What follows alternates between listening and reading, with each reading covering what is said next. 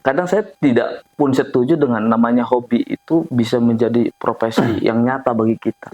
Ya, karena tidak semua orang punya hobi kata saya. Kan hobi pengangguran juga bukan hobi. Gitu. Tapi semua orang punya kebutuhan pasti. Tapi orang punya kebutuhan.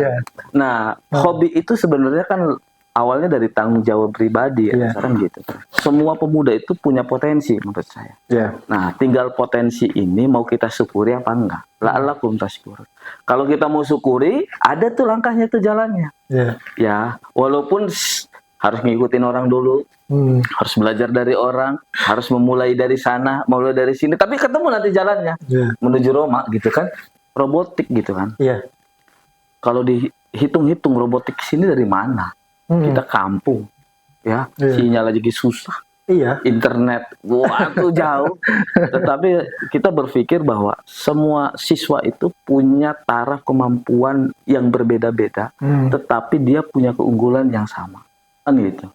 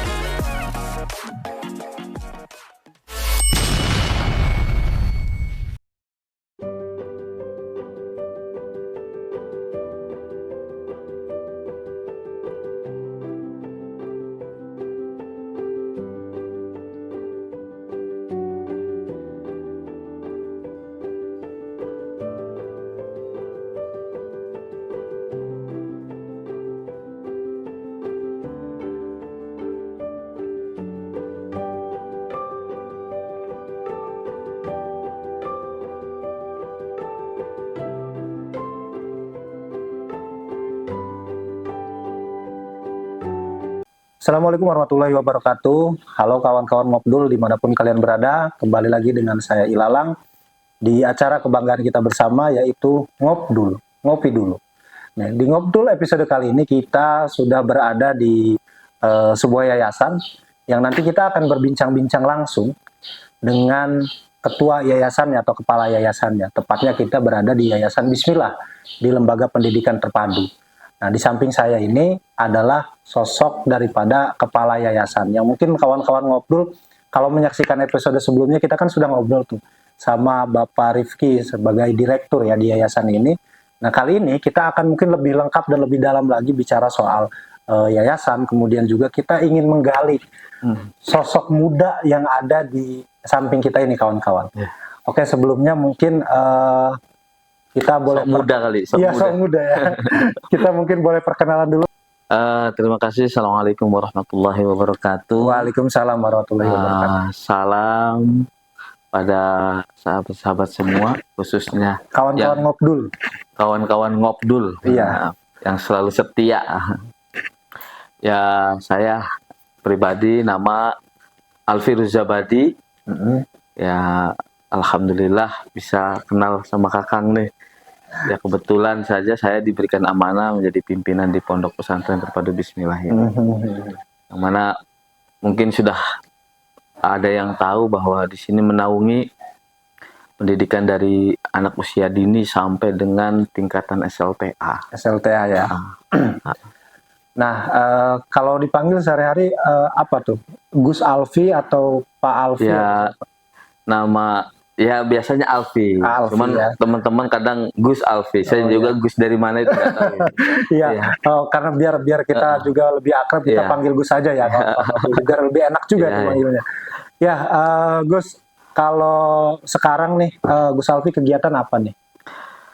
Saya kegiatan kebetulan di yayasan ini ya bersama dengan pengurus mengembangkan ya. Yang sudah ada, kebetulan kita ada 3 pesantren, khususnya pesantren Bismillah ini yang di Desa Barubuk sebagai pesantren induk. Yang kedua ada di Desa Ciomas, yang mana ini cikal awal berdirinya. pesantren Bismillah itu cuman lebih mendalami kepada tahfidz di sana. Yang ketiga, kita sedang pengembangan di desa Cisaat, gitu ya. Di sana untuk tahfidz juga rencananya, dan pengembangan sekolah SD dan SMK Risha khususnya. Jadi ada cabang juga Gus ya? Ada 3 kebetulan. Oh, ada 3 ya. Nah, tadi sekilas tuh kawan-kawan sudah memperkenalkan terkait yayasan yang dipimpin beliau, yang dipimpin Gus. Gus, kalau melihat dari Face nih ya, Gus ini kan masih muda nih ya.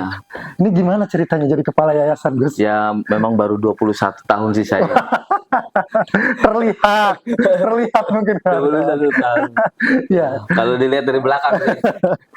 Ya, terlihat masih muda. Gimana, Gus? Ya, kebetulan saya diberikan amanah sama orang tua almarhum Haji Amin Sobri. Di umur 22 tahun saya dulu. Oh, 22. Sudah menjadi kepala SMK. Nah, sampai sekarang umur saya sensitif amat saya ngomong umur ini ya. Ya sudah hampir 14 tahun lah saya menjabat gitu ya. Tinggal dihitung aja umurnya berapa gitu ya. Tinggal disimpulkan dari mulai 22 sampai 14 ya. Ya, sekitaran segitu. Nah, kebetulan aktivitas saya selain mengembangkan di sini, saya juga kan coba jalan kemana-mana berorganisasi, baik organisasi keagamaan gitu, organisasi tentang pengembangan ekonomi, organisasi tentang pendidikan. Kita juga terus menggulati itu, sampai mungkin saya juga sering di Jakarta kaitan tentang bagaimana ya bicara tentang diskusi-diskusi pendidikan sebagai konsultan di sana gitu. Iya. Dan saat ini Gus Alfi berarti sibuk mulai dari ngurus yayasan dan juga berorganisasi, Gus. Ya, berorganisasi. Ya. Tapi sebelum kita lanjut kawan-kawan ngobrol, biar nggak tegang, boleh diminum dulu kopinya, Gus. Kita tos dulu mungkin, Gus. Iya. Siap ayam.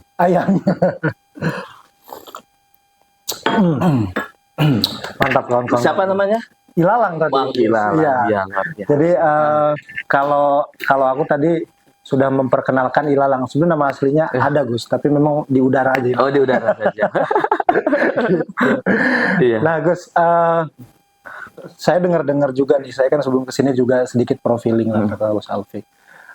Selain daripada aktif memang di yayasan gitu, Gus Alfi juga aktif gitu ya di organisasi.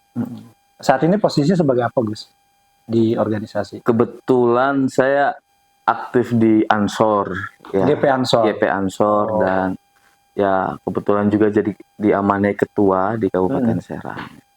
Itu semenjak tahun 2019 lah sampai dengan sekarang. Sampai dengan sekarang. Iya. Ketua GP Ansor Kabupaten Serang ya. Kebetulan.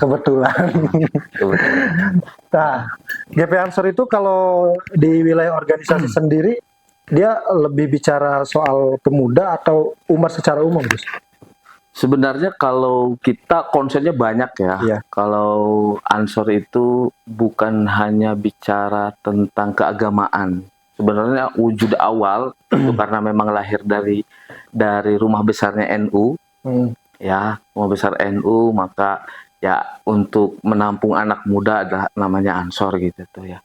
Nah, Ansor ini salah satunya ya pengembangan tentang keilmuan keagamaan. Tetapi lambat laun karena zaman ya, taghayyurul ahkam wa bitaghayyuril azminah wal amkinah, berubah semuanya. Ya keagamaan menjadi fokus tetap di kita, tetapi pengembangan kemasyarakatan dan kebangsaan. Kenapa kebangsaan juga kita bahas? Karena sebenarnya sentuhan kita yang paling, ya orang kurang cinta apa sih sebenarnya sama negara kita? Yeah. Sebenarnya sudah cinta sekali gitu. Ya masyarakat juga sudah sangat peduli dengan negara kita, cuman kadang kecintaan itu tidak diapresiasi dengan full gitu ya, tidak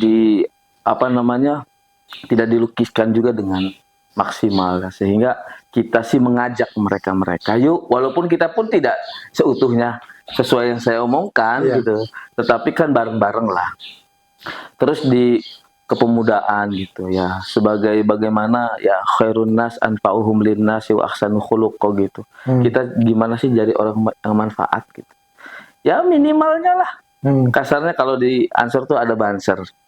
Kalau nggak bisa cuman ngaji gitu ya, sekedar ngaji, nanti dia juga sambil ngejagain ustadznya gitu. Makanya ada banser dan segala macam. Kalau Ansor lebih kepada kepemudaan, ngajak teman-teman yuk bergulat di organisasi. Kemampuan diri ini ditonjolkan, bisanya apa lu gitu loh. Kalau lu tuh bisanya makan, yuk bacakan aja gitu kan. Kalau lu bisanya nih kira-kira kita diskusi tentang bernegara, diskusi tentang pendidikan segala macam, ada wadahnya di Ansor. Serta punya kreativitas apapun, ekonomi ya kita juga salurkan semua di Ansor. Itu kawan-kawan. Jadi sosoknya Gus Alfi ini selain daripada penggiat pendidikan juga memang aktivis ternyata kawan-kawan. Kebetulan saja. Tapi ya bicara soal kan kalaupun di dunia organisasi ataupun mimpin di yayasan gitu Gus ya. Memang dari dulu untuk perjalanannya sendiri Gus nih gimana sih? Atau memang plak ketiplak langsung jadi ketua atau memang gimana sih prosesnya Gus? Mungkin banyak yang penasaran nih kawan-kawan. Jadi emang kadang ada ya bukan hanya sekedar ini ya kemampuan ya. Memang orang tuh dilihat ada prestis yang lain. Artinya karena orang juga mungkin, padahal saya secara organisasi dulu memang di mahasiswa udah di PMII kita turun gitu tuh di PMII. Sahabat nih ya. Sahabat. Nah walaupun memang keaktifannya ya standar aja gitu.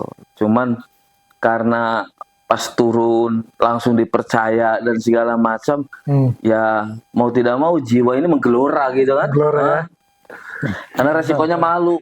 Kalau kita bawa organisasi biasa-biasa aja, biasa-biasa aja. Kan dan kita nggak punya nggak punya bekas serta apa sih yang dihasilkan selama kita beberapa tahun di situ tuh gitu. Ya kalau ini alhamdulillah saya bersama dengan sahabat-sahabat ya semua para pengurus baik tingkatan kecamatan, ranting, tingkatan desa sampai pengurus tingkatan kabupaten tuh ya satu ide lah. Idenya dari ngopi bareng, makan lagi, ngopi lagi, nggak beres-beres itu. Ditambah ngudut ya. Itu saya rasa disitulah inspirasi muncul bagaimana mengembangkan organisasi. Kopi ketika otak perlu inspirasi. Oh iya. Makanya ya kalau nggak ngopi itu kayaknya nggak asik deh. Nggak asik ya. Jadi sesuai dengan acara ngopi dulu. Iya. Itu. Jadi segelumit ternyata memang Gus Alfi ini sudah menggeluti dunia organisasi, dunia kepemimpinan beliau didik itu dari zaman mahasiswa Gus ya. Iya dari mahasiswa. Nah Gus kalau melihat pemuda pendidikan desa gitu, 3 kaitan itu apa sih yang ada di pandangan Gus Alfi sendiri? Saya tuh pertama kali merenung ya, ada ya, mohon maaf ya, saya geserkan ke ayat Al-Quran. Ya, wallahu yakhruju min butuni ummahatikum la ya'lamuna syai'a.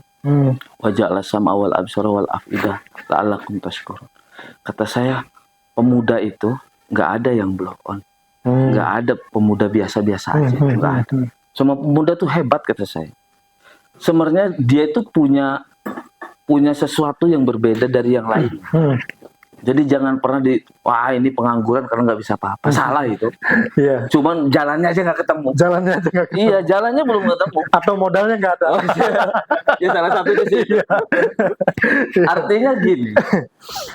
Ini bentuk saya selama berorganisasi dan bertemu dengan sahabat-sahabat yang awalnya dia, saya harus kayak gimana? Ya kita ngobrol aja lah. Kamu bisanya apa? Kamu maunya apa? Ya saya bisa ini. Ya sudah, lakukan yang bisa kamu lakukan. Saya bisa ini, bantuin masyarakat, bikin surat segala macam. Ya bisa aja itu lakukan dulu. Nanti dengan apa yang perjalanan dia lakukan itu jadi profesi gitu. Jadi kadang saya tidak pun setuju dengan namanya hobi itu bisa menjadi profesi yang nyata bagi kita. Ya. Karena tidak semua orang punya hobi kata saya. Kan hobi pengangguran juga bukan hobi. Gitu. Tapi semua orang punya kebutuhan pastinya. Tapi orang punya kebutuhan. Nah, hobi itu sebenarnya kan awalnya dari tanggung jawab pribadi ya, sekarang gitu. Makanya mau tidak mau, semua pemuda itu punya potensi menurut saya. Nah, tinggal potensi ini mau kita syukuri apa enggak. La'allakum tashkurun. Kalau kita mau syukuri, ada tuh langkahnya tuh jalannya. Ya, walaupun harus ngikutin orang dulu, harus belajar dari orang, harus memulai dari sana, mulai dari sini, tapi ketemu nanti jalannya menuju Roma gitu kan, ya kan itu menuju Roma. Tapi kalau kita pengen, wah gua nih pengen jadi pengusaha, tapi ya ngopi aja kerja aja, pengusaha ngopi dalam bayangan, bangun siang tidurnya terlalu mirip, tidur begadang kan, lah ngudut ngambil dari orang kan, wes gitu kan. Gitu, join aja. Inspirasi pengusaha kan gelap gitu.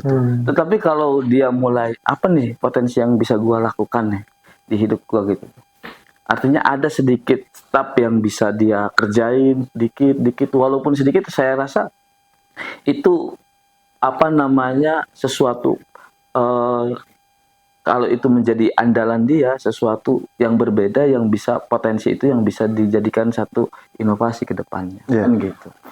Iya, kayak mungkin kemarin di podcast itu di sini robotik gitu kan. Kalau dihitung-hitung robotik sini dari mana? Kita kampung, ya, sinyal lagi susah. Internet, wah itu jauh. Tetapi kita berpikir bahwa semua siswa itu punya taraf kemampuan yang berbeda-beda, tetapi dia punya keunggulan yang sama, kan gitu. Tinggal difasilitasi. Tinggal diberikan fasilitas, tinggal diberikan apa namanya rule yang jelas kemana arahnya, maka dengan sendirinya mereka bisa berjalan. Sama dengan pemuda kata saya. Nah, melalui organisasi saya rasa ada jalur yang mungkin secara otomatis bisa dia lakukan kan gitu. Nah kalau dia sama saja kan lah, saya nggak kenal sama Kang Ilalang. Kang Ilalang punya podcast dan segala macam. Kalau saya ngedungkuk diem di rumah, tinggal di podcast mungkin orang nggak kenal juga sama saya.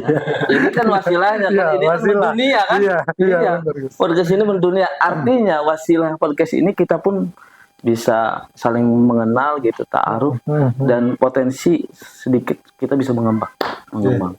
Walaupun kata saya ya potensi kita sederhana ataupun tidak begitu luar biasa, tetapi selalu ada potensi itu. Gitu. Jadi itu dalam pandangan Gus Alfi mengenai hubungan antara pendidikan desa dan potensi-potensi itu ya Gus ya, dan pemuda itu ya.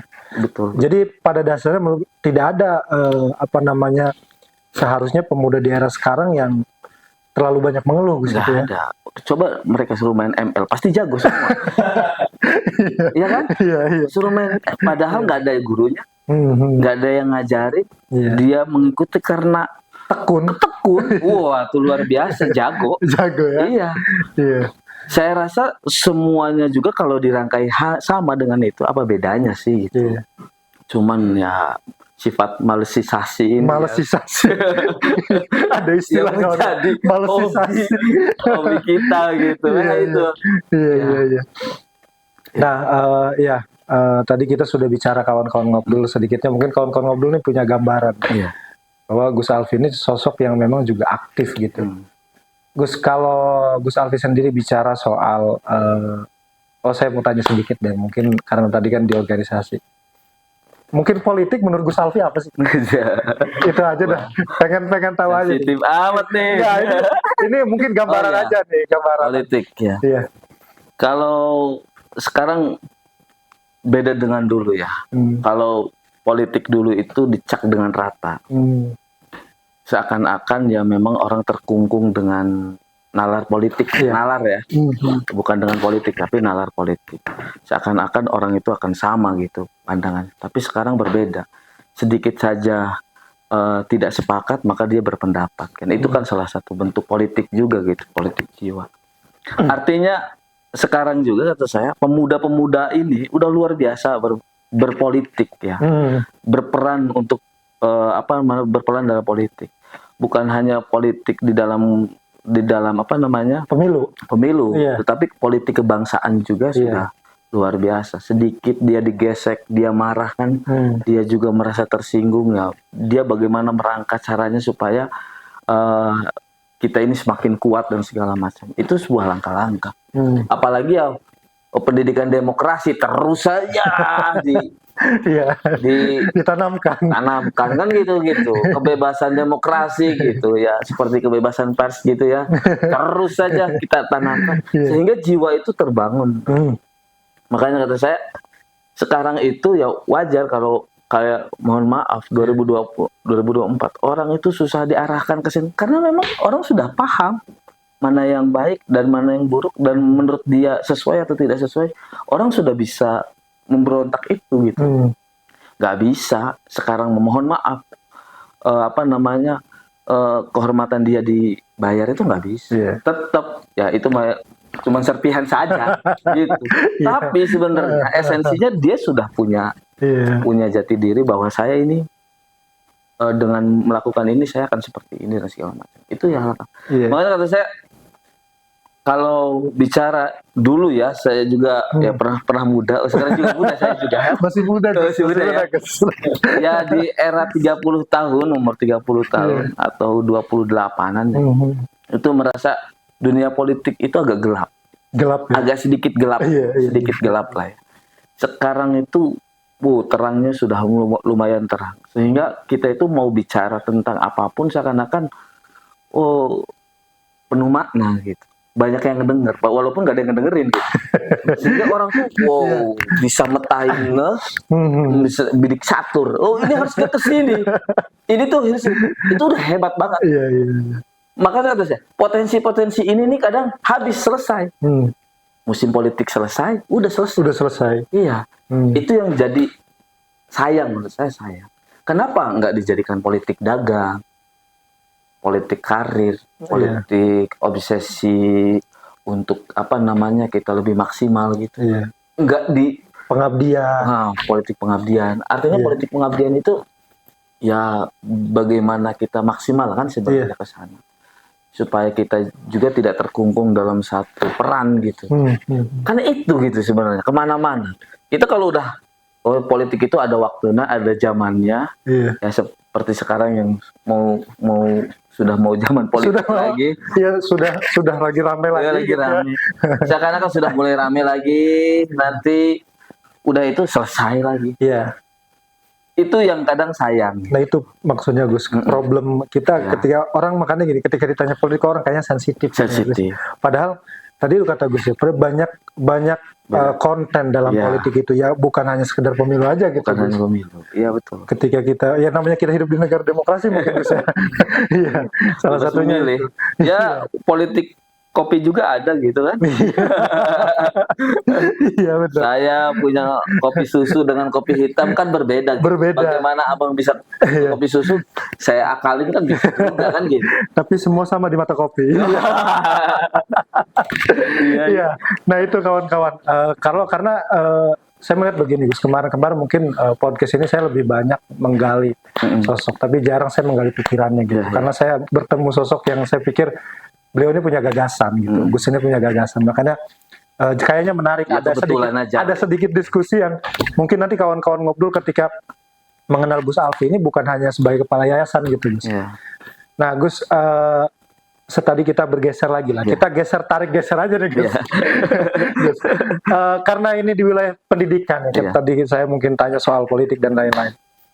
Apa menurut Gus Alfi pendidikan yang harusnya ada di Indonesia yang kemudian itu bisa mampu membangun peradaban Gus ke depan? Saya pikir sekarang mata masyarakat itu sudah terbuka lebar tentang pendidikan. Yang dulunya pendidikan itu hanya ukur dibilah bilik saja gitu. Selesai di situ. Selesai ba'da maghrib gitu. Selesai ba'da isya dan itu cukup gitu bagi mereka. Padahal ada waktu yang luang yang luar biasa dan semuanya jadi pendidikan kan gitu. Jadi pembelajaran. Nah, bukan hanya bangku sekolah saja menurut saya, tetapi banyak bangku-bangku yang lain yang bisa jadi tempat kita itu belajar gitu. Artinya gini.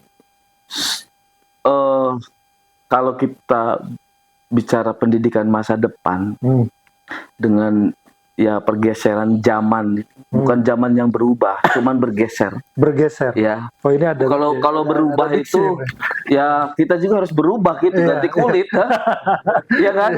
Ini cuman geser doang. Kita dari sini agak kesinian dikit gitu kan. Zaman yang bergeser. Ya, zaman yang bergeser. Artinya karena pergeseran ini yang dulunya kita itu non teknologi sama sekali mungkin dan sangat kaku sama teknologi, sekarang dipaksa kan namanya, dipaksa untuk berteknologi. Ini salah satu bentuk pergeseran pendidikan yang luar biasa kan gitu.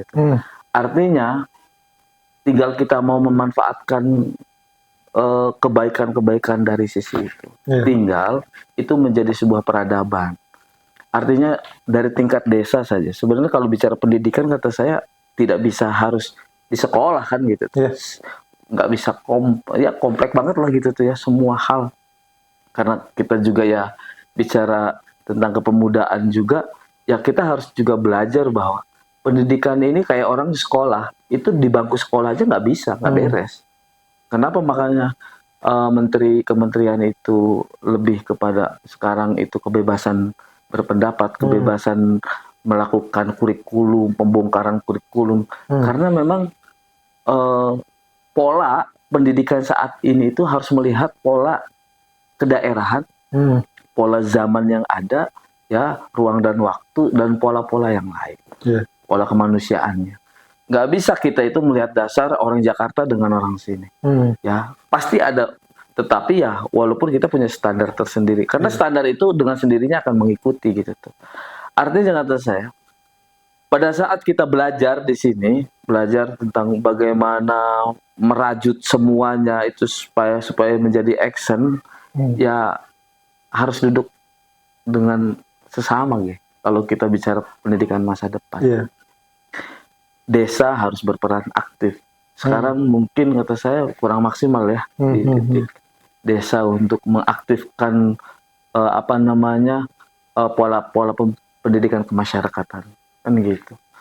Yang kedua di lembaga pendidikan pun yang hanya 6 jam sampai dengan 8 jam gitu tuh, itu pun sifatnya sifat paksa, sifat ceramah, ya kan? Yang dianggap satu kali belajar dia selesai, itu pun tidak bisa menjadi salah satu asupan yang maksimal.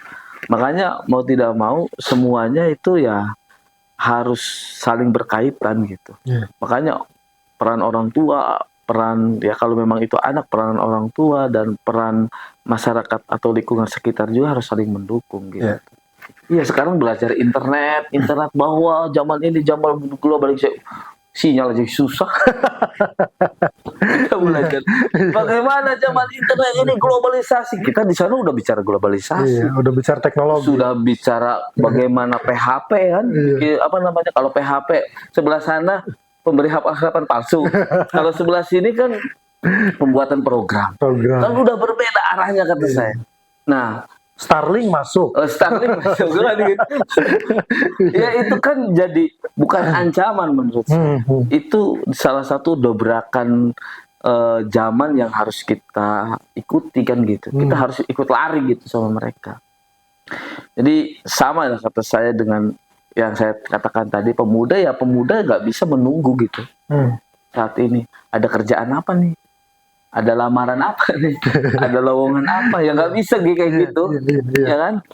Tapi kita harus cari gitu.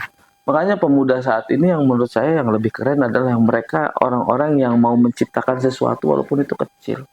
Ya, berkarya lah bisa. Ya berkarya. Nah inovasi lah. Kalau bahasa inovasi ini mau tidak mau kata saya. Karena memang awal dari inovasi itu pengetahuan. Ya kan? Kalau sudah pengetahuannya lumayan baik, dia dalami dengan pengalaman, ya itu kan jadi sebuah magnet yang luar biasa kan gitu. Itu. Jadi ya semuanya harus terkait gitu. Pemerintahnya dan segala macam duduk rapi. Maka ya pendidikan kata saya akan luar biasa itu. Ya, nggak bisa diserahkan sama sekolah, dan sama orang tua, sama guru, ya nggak akan selesai, Mas. Jadi tadi kawan-kawan ngob dulu. Kalau soal menyimpulkan, simpulkan sendiri sama kawan-kawan. Iya. Bingung ya saya ngomong apa. Tapi pada dasarnya jelas tadi bagaimana kemudian Gus Alfi memaparkan sedetail mungkin bahwa ya sekolah itu pada dasarnya harus diseimbangi ya Gus ya. Dan tadi ada makna yang menarik tuh, pergeseran, bukan perubahan. Iya. Karena kita nggak berubah, cuma bergeser. Iya. Tapi andai kata Gus nih, ada masyarakat yang lagi nyari kemana saya sekolah Gus ya. Iya. Apa yang Gus bisa tawarkan gitu? Artinya kenapa mereka mesti mau ke Bismillah Gus? Pertama, kenapa di Bismillah? Ya kita karena dari dulu kita menjadi satu modal di Bismillah ini, yang pertama ya agama. Agama itu fondasi. Mau tidak mau itu fondasi. Ya di sini selalu setiap hari membaca Quran itu menjadi sebuah prinsip bagi kita. Gitu. Pembiasaan Quran itu adalah satu, karena yang merubah akhlak dan segala macam susah sekarang mah. Orang mau tawuran dan segala macam hanya nasihat itu susah. Iya. Tapi harus diluluhkan hatinya. Siapa yang meluluhkan? Bukan hanya omongan kata saya. Ya mungkin salah satunya kita minta zat yang pemberi nikmat yang melakukan itu secara langsung melalui Quran kan gitu. Nah di sini pendalaman Quran yang menjadi fondasi utama. Yang kedua kenapa ya sih harus di Bismillah? Karena di sini ya tadi kita tidak buta teknologi, perkembangan zaman. Nah, pada saat perkembangan zaman ini terus meningkat, kita juga harus ikut. Gitu. Yang ketiga yaitu output. Itu juga harus diperhatikan. Bukan input saja dan proses, tapi output juga. Karena andaikan orang yang sedang titah-titah jalan, ya kan? Kalau dilepas kira-kira gimana? Jatuh. Ya gitu. Ya itu. Nggak bisa. Harus terus saja. Selesai dia duduk, dia mau berdiri, ya kita terus saja sampai kira-kira dia berjalan. Di sini mencoba untuk berpikir bahwa lo mau apa? Mau kuliah? Yuk kita fasilitasi. Punya duit nggak kuliah? Nggak punya. Ya udah kita cari yang gratis. Lo mau apa? Mau kerja aja lah. Yuk kita fasilitasi. Kita jamin kerja itu gratis. Nah, kita fasilitasi itu sehingga alhamdulillah beberapa alumni kita setelah kita fasilitasi kerja, ya setelah 3 tahun, 4 tahun dia kerja, dia membangun usaha sendiri. Nah, berwirausaha. Karena memang kata saya susah kalau semuanya kita lepas. Kita selalu urusan kerja itu ya mulai dia ngekosnya kita carikan sampai tempat kerja, tempat duduknya, sampai dia begitu Gus ya? Operatornya juga dia kalau memang kerja jadi di otomotif, kerja sebagai operator pun kita tahu tempatnya, dia kita tempatkan. Sampai tesnya seperti apapun kita bimbing dia. Artinya kita jangan tanggung-tanggung dong kalau mau dorong orang. Sekalian gitu tuh. Jangan udah, kamu sudah bisa duduk, silahkan berdiri. Dan saya pegang ini ya, berdiri ya. Udah ya, cukup ya Kang, ya udah. Pak, saya mau berdiri lagi. Sudah sih, udah alumni. Kita nggak berpikir itulah. Kita coba bagaimana mengaitkan itu sebagai sebuah asumsi yang sangat penting supaya mereka itu kemandirian itu memang harus didorong, harus diajarin. Nanti juga dia belajar dari pengalaman, gitu. Tapi kan awalnya harus kita ajari dulu. Nanti dia akan jalan sendiri. Pengalaman itu yang mengajari terus menerus tentang hidup lah. Ya, itu kawan-kawan ngobrol. Jadi kalau ditanya kenapa masuk Bismillah, sudah sangat lengkap dijelaskan dari hulu ke hilir. Kawan-kawan akan difasilitasi kalau di sini, dan itu memang hal yang lain ya. Mungkin di sekolah lain hilir itu kadang memang kurang begitu diperhatikan gitu. Akhirnya ketika lulus ya sudahlah gitu. Masing-masing aja. Tidak ada yang begitu mungkin kan. Tapi artinya itu kawan-kawan. Jadi setiap apa yang tadi disampaikan Gus Alfi itu mudah-mudahan kita bisa mengambil pelajaran-pelajarannya ya, termasuk juga kemudian bagaimana beliau ini memimpin satu yayasan yang besar gitu. Gus ya, selama memimpin apa kesulitannya Gus? Banyak lah. Banyak Banget lah. Salah satunya Gus mungkin. Salah satunya memang membuat paradigma itu sama yang agak sulit. Ya, paradigma itu kan kadang paradigma kaum muda ini ya, sekarang saya jadi orang muda nih ya. Iya dong. Kaum muda itu ya memang kita pengen lari ya. Iya. Lari kita itu pengen kencang dengan kekuatan kita. Cuman kan tidak semua orang kuat dengan kita gitu. Seukuran dengan kita. Dan kita harus menyeimbangkan semuanya. Nah, antara keinginan, harapan itu ya kadang tidak seimbang dengan keadaan. Gitu. Itu yang menjadi kadang aduh, ini jadi kendala nih gitu. Ini jadi kendala nih. Pengen ngebangun banyak tapi duitnya kagak ada. Ya kan pengen namanya juga ya.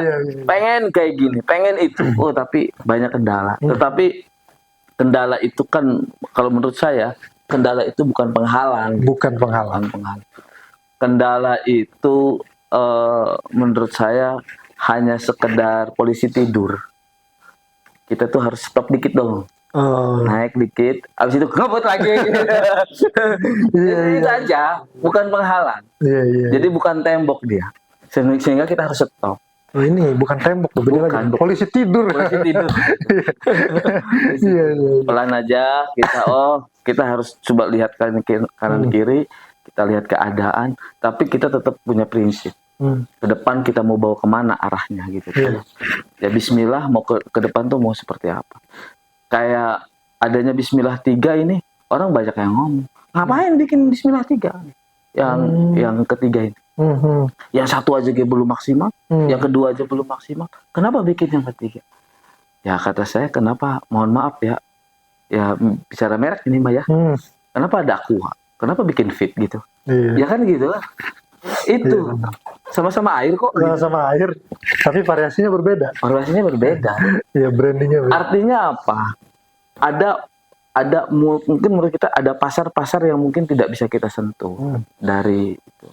Ada juga hal-hal yang mungkin orang tuh lebih suka ke sini gitu.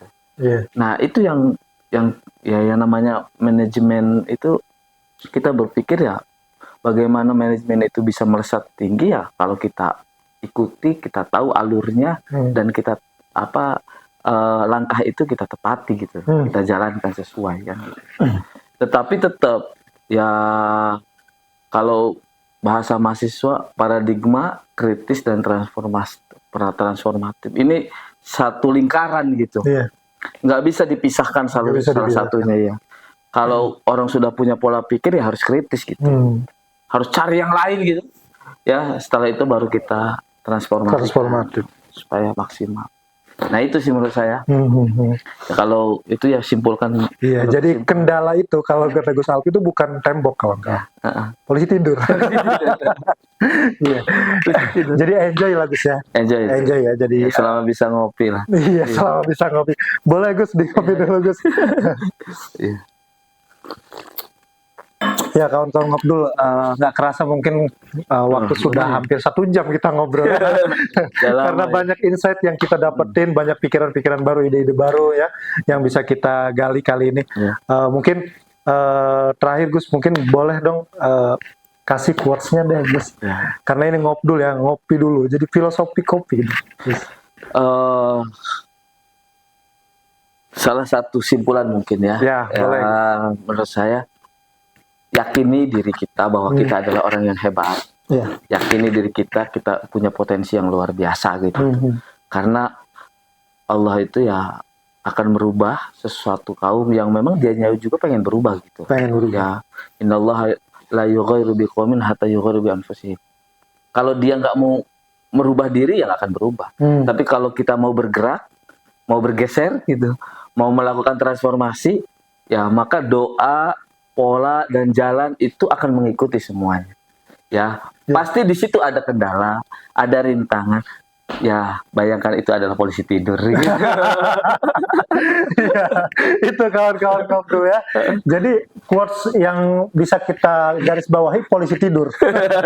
Ya, jadi tadi ya, mudah-mudahan makasih Gus atas diskusinya kali ini, atas obrolannya, mudah-mudahan untuk kita semua dapat bermanfaat dan sampai ketemu di Ngobdul yang lainnya dengan bintang tamu yang lain. Saya Ilalang dengan terima kasih Alfi, terima kasih semuanya. Sampai ketemu lagi di episode selanjutnya. Assalamualaikum warahmatullahi wabarakatuh. Waalaikumsalam.